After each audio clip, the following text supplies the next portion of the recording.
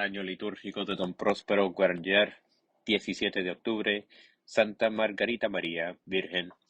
La espera providencial. A Santa Gertrudis, que 4 siglos antes de las revelaciones de Paralei Lemonial, preguntaba un día a San Juan, ¿por qué no nos dijo nada del corazón de Jesús, sobre el cual había reclinado amorosamente su cabeza en el cenáculo?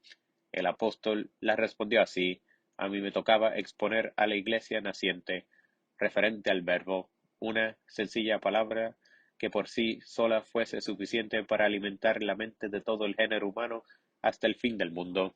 La explicación de la dulzura y de la suavidad de estos latidos divinos y el amor inmenso del corazón sagrado del hombre Dios, la providencia se reservó manifestarla en los tiempos modernos, para reavivar la llama de la caridad que se iba enfriando en el mundo enfermizo y envejecido. La Iglesia siempre se nutrió de la palabra del discípulo predilecto: Dios es caridad.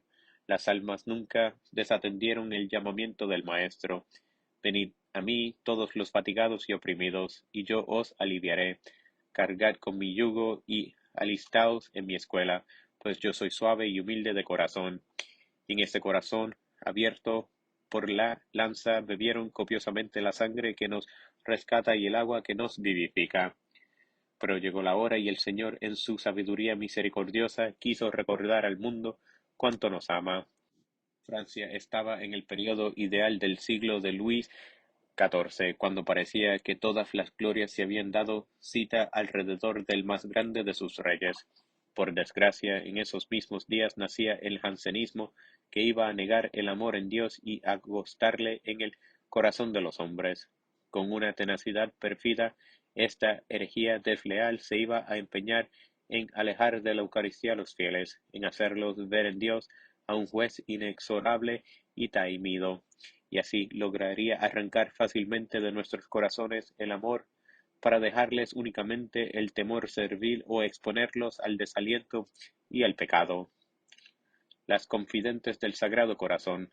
En otro tiempo nuestro Señor escogió para anunciar la buena nueva no a los ricos y poderosos según el mundo, sino a humildes y oscuros pecadores de Galilea.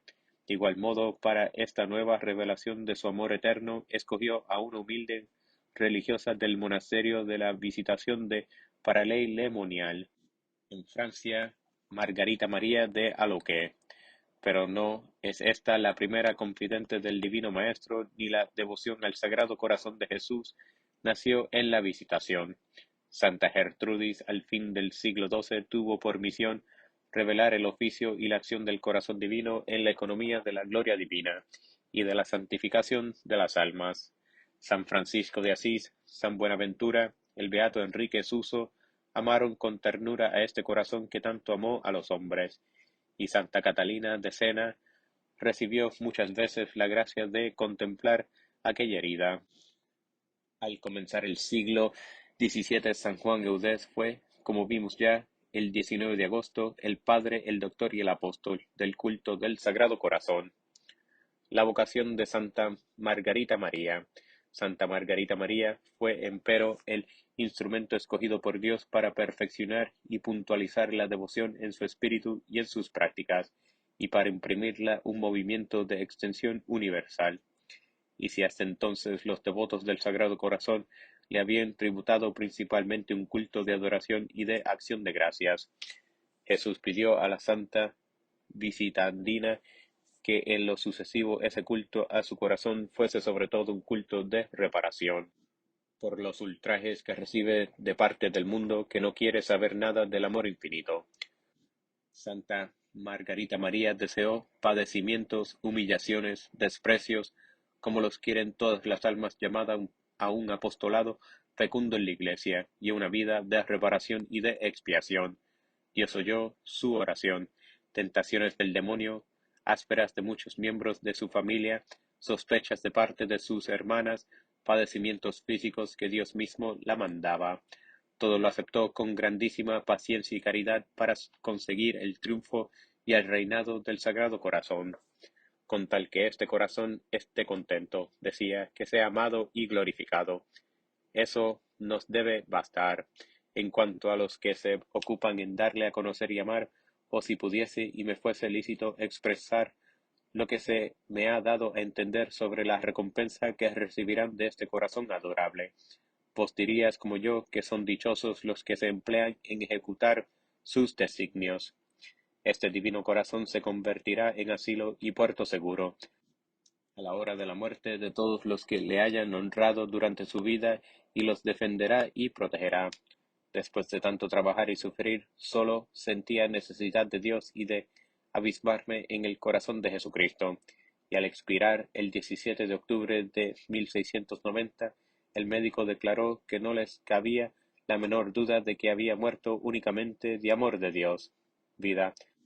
Margarita María Aloque nació el 22 de julio de 1647 en Lautecourt, pueblo de la diócesis de Autun.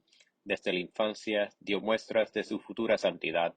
Abrazada de amor por la Santísima Virgen y el sacramento de la Eucaristía, consagró a Dios su virginidad, no buscando en este voto más que amoldar mejor su vida a las virtudes cristianas. Sus delicias eran la oración prolongada, la contemplación de las cosas celestiales, el desprecio de sí misma, la paciencia en las adversidades, la mortificación del cuerpo, la caridad con el prójimo y sobre todo con los pobres. A los 24 años entró en la visitación de Paray-le-Monial.